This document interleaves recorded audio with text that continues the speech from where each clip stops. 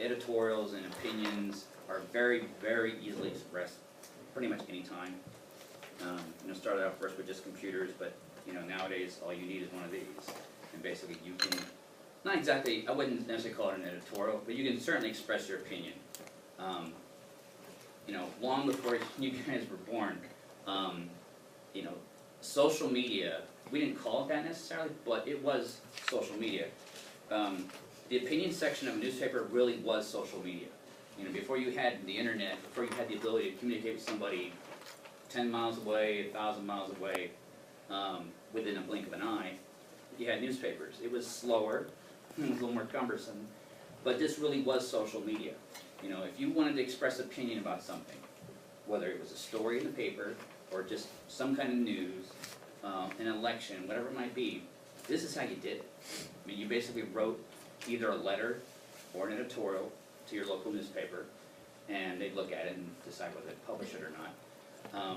The difference between a letter and an editorial, a letter is basically just pure opinion. It's just like you have some kind of feeling, some kind of thought about something. Like I said, oftentimes it's like you write a story and it provokes some kind of reaction, and so you decide you want to write about it, so it goes in the letter section. Editorial is a little different. Editorial has a little more substance to it, and by substance I mean some kind of information, some kind of facts, something that kind of just gives more weight to what you're saying. So that's really what you want to think about when you're trying to write an editorial. There's both, the starting point is like what's the issue, what's the topic, and how do you feel about it, what's your view. But then you got to start thinking like, okay, how are you going to back it up? Because any argument you make, whether it's in writing or orally or whatever, the more you can back it up with some information, some facts, some stats, some history, the stronger it's going to be. I think the more likely you're going to get people's attention, they're going to think about your viewpoint, and whether they'll accept it or not. I think they're more likely going to respect what you're saying when you can back it up with something. So, and someone asked me in another class about format and structure.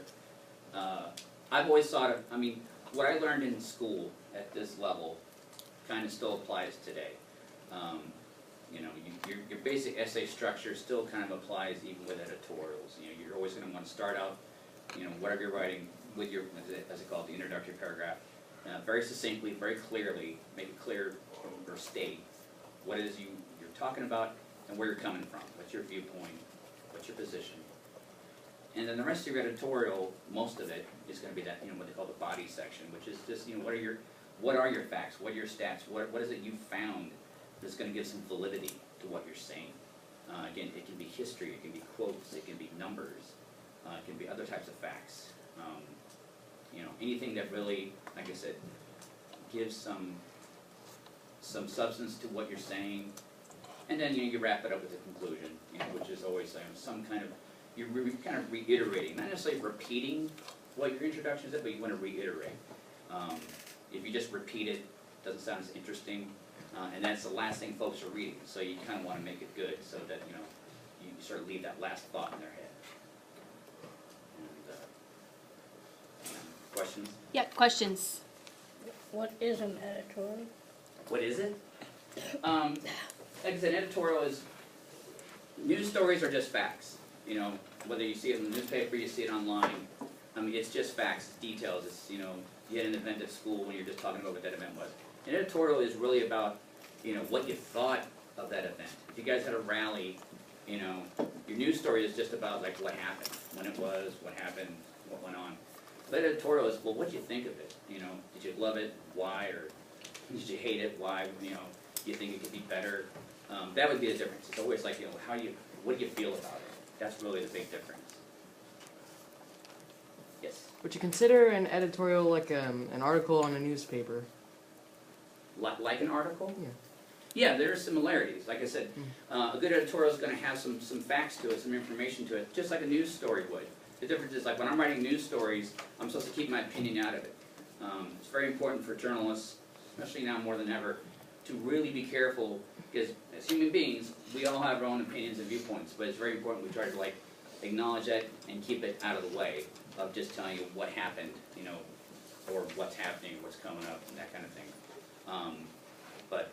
Yeah, it is. I mean, it's definitely part of the newspaper world because there's information in both a news article and an editorial. So that's why they're kind of in the same place. Yeah. How hard do you think how hard is it to write an editorial? How hard? Yeah, like, I think it just depends on how much thought you're going to put into it. It might seem harder now because it's you're still in a very early stage of writing. For me, it can still be hard for me sometimes, just because maybe if I'm having trouble finding the right facts I want that I think are really going to make my editorial strong. It just depends on how much work you're going to put into it and how much thought, I think. I don't know. Yeah. What is the biggest takeaway of writing an editorial? That you either won someone over, or at least you get some kind of feedback that someone says, I like your editorial, I like what you wrote.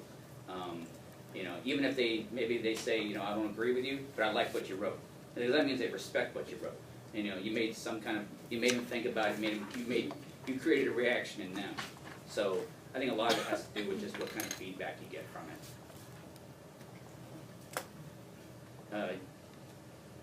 Don't me. Either one of you, so.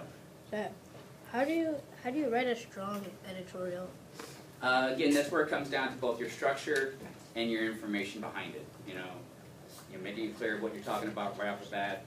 Back it up with your whatever research you're going to be doing, and then, like I said, wrap it up at the end in your conclusion with a good reiteration of what your view is.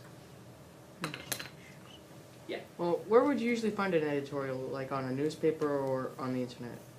Well, they're kind of, in some ways, they're the same. I mean, in my world now, even though we still print a paper, more than ever, our readership is online. It's now in electronic form. So if you go to the Napa Register, you're going to see under that menu bar, you're going to see an option for opinion. Usually that's how it's going to be labeled. And if you go to the opinion link, that's your editorial page. So it still exists, whether it's like I said, print form, electronic form. It's all there. It's a question of just finding it. The basic structure of a newspaper is still around. It's just been moved into an electronic form so people can access it easily now. What are common mistakes that people make when writing an editorial? I think probably mixing it up with a letter to the editor. I think that's it's just easy to think that it's just I'm supposed to just offer my opinion and my feelings and that's it. And like I said, it might still get published, but it's going to be a letter. And I think people they know there's a difference between a letter and an editorial, and they're expecting more from an editorial. And like I said, that's where it comes in, where you're bringing up your whatever research you did, whatever information you got, because that's what's going to separate it from just pure opinion. Yeah. How long does that take to write a good editorial? It really kind of just comes down to, I think the research, and that's just who knows. I mean, if you're on the web or if you're in a library, wherever it is, sometimes you're lucky. Sometimes you might you stumble off your information your first try, and the first site you go to, the first source you go to. Sometimes it's going to take you maybe 10 tries. I mean, it'll just depend. Ms. Wolf, you ready? Oh, hey, where's that? So yeah, I think it just depends on it. And some of it may have to do with the writing. I mean, I know you guys are still young, so you're still trying to get a sense of how to write. This is obviously a new kind of writing from others, but also, I don't know if I mentioned this before, there's a lot of similarity to an essay. So draw on what you've already learned as a student in terms of basic structure of a good essay, because a lot of it is going to apply to an editorial too. Okay. How do you know if you have good evidence in your editorial? Good question. I would say it kind of comes down to your gut feeling. It's like if you're talking about, like the election we had, and let's say you wanted to write an editorial about someone running for office. If you found the information, the stats, or the research that back up, you think your support of, say, a candidate, then you're on the right track. It's just a matter of being relevant. It's important just to find the right information that is talking about in some way your topic and your viewpoint. And like I said, always, you know, it's a common expression, trust your gut, and it's true. You know, listen to what your stomach or your heart, however you feel it, is telling you. Because oftentimes it's telling you whether or not you're on the right track. Yeah. Is an editorial based on your opinions? Yes, I mean, that's where you're starting from. I mean, it's like I said, it's, you know, the difference between that and a news story is you've got something to say personally, you know, from your heart. So that's where it's starting, but just, you know, just remember that it's gonna be more than just what's coming out of your heart. You wanna back it up. How do you write your hook? How do you hook the reader personally? How do you hook them? That first sentence is really the whole key, and it's true with news stories too, but, yeah, with editorial it's the same thing. I mean, you really wanna spend some time thinking about that first sentence, because that is the first thing they're seeing. And if you write a sentence that, you know, isn't that interesting, or maybe it's too long, it's too wordy, people's eyes glaze over and, you know, they're not really paying attention. Or in the real world, if you're looking at something on the internet, it's so easy, you know, to just click off something. You know, it doesn't click with you, so you click off of it. So, yeah, spend some time on that first sentence, that first paragraph, because that's what's gonna grab somebody and make them wanna read the second paragraph, third paragraph, and so on. Yeah. What would you recommend we should find our information from for an editorial? I think it can come anywhere. I mean, there's obviously a wealth of sources on the internet. I'm not sure what's in libraries these days, but libraries will always be a good source. Because even if you're not sure what's there, as long as there's a librarian there, then that's what they do. I mean, they know where information is, and they can always guide you in the right direction. So even if you're not sure, especially if you're not sure, if you start on the web and you're not sure, then go to a library, you know, and then talk to a librarian, because they will guide you. Okay. How long is an editorial usually? I would Is just it say, like a word count or? yeah, no, I mean, in our case, I don't know if we have, there probably is some limit, but rarely do people write so long that we would cut it off. All I would just say is, you know, it's definitely more than a paragraph and, you know, a page, so to speak, maybe, but, you know, it can certainly vary. Any more questions? No? All right. I think we're good. Okay, good. Thank you. Thank you.